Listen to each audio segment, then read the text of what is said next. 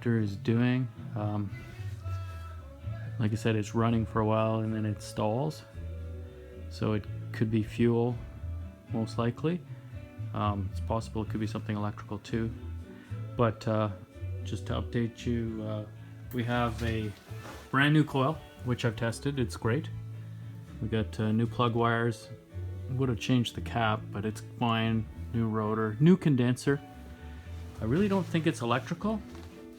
I think it is fuel. So what I just did was I blasted out this cap a bit, cleaned it with some brake fluid and compressed air. And I'm thinking that it could be inside. There's a screen. So we're gonna, if it does the same thing again, I'm gonna take the compressor in there. So I'll show you that after, but let's just listen. Now I gotta put the ignition on, choke. Ready here?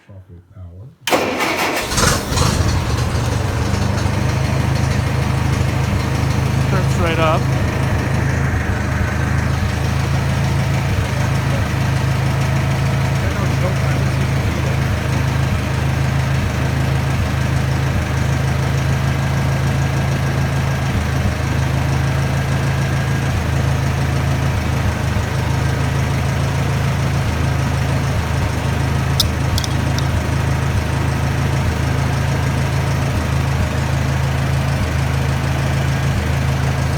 The whole carburetor out in another video, and that seemed to help, but it still stalls out. So like I said, I just checked these two, make sure they're on there better. See how it seems to be running real nice, and I can even accelerate.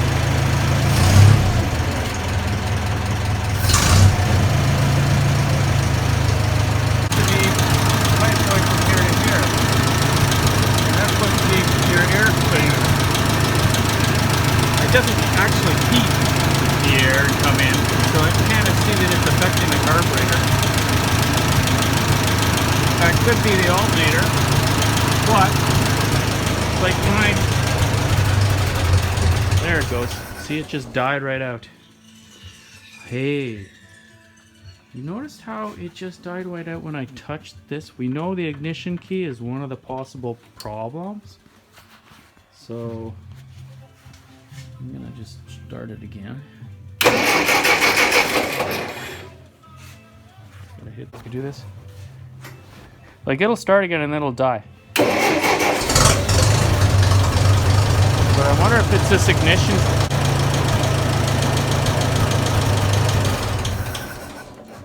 There, actually, I turned it to the off position.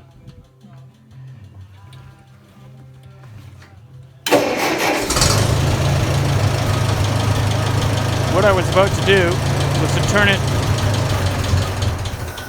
Whoa, when I turned it to the light position, it stalled it.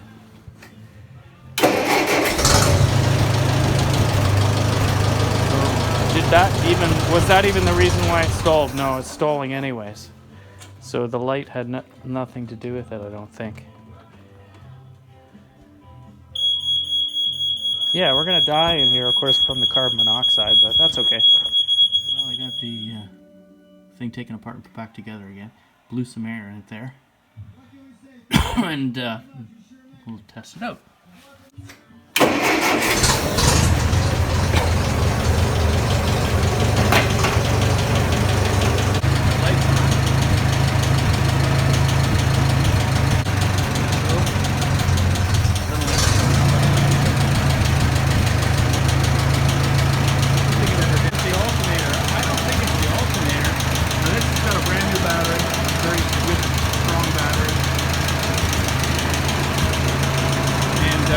Still, the lights go dimmer when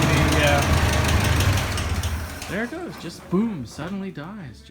Okay, we're gonna try a couple other things now. So we're gonna see if it's the alternator. So I'm gonna take a meter and see if I'm getting better voltage.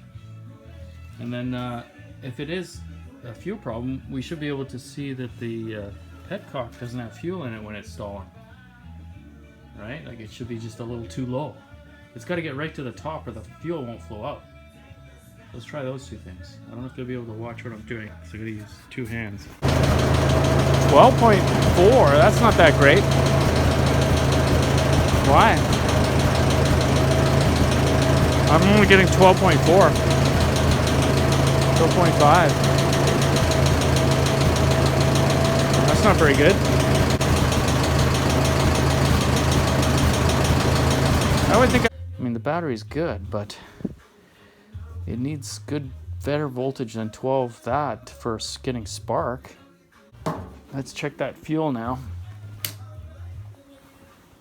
So I guess it's draining the battery, maybe?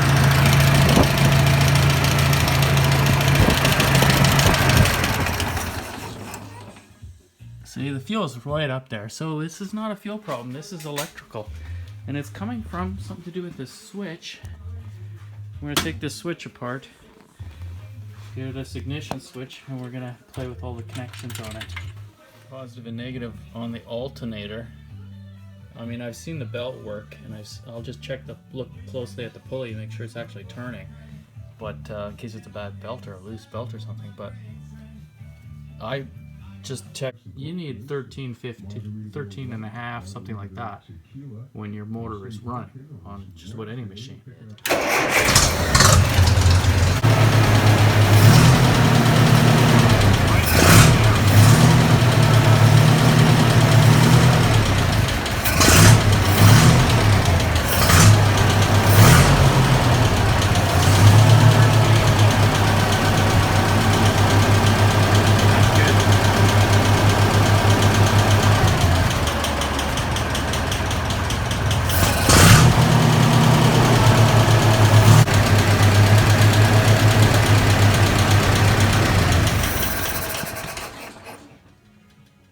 Well, I just did it again and it did the same thing. So, order of operation, cheapest things first, I guess. I'm not gonna run out and buy an alternator until I'm sure it's not the switch. So on the Massey 65, it says that you have to polarize the generator.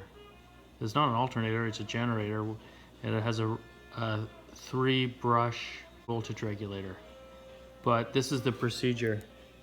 So we're going to look for the A terminal and then just touch it to the battery for 2 seconds.